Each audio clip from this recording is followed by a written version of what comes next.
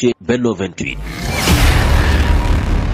Benno 28 ngeen mën ci am lépp lu soxal ay reportage émission documentaire publicité wala lépp lu ngeen daan déglu ci Benno FM ngeen mën ko am ci Benno 28. Abonnez-vous gratuitement sur votre chaîne YouTube Benno 28. ak Benno 28 di leen abonné saa su nekk ci suñu chaîne.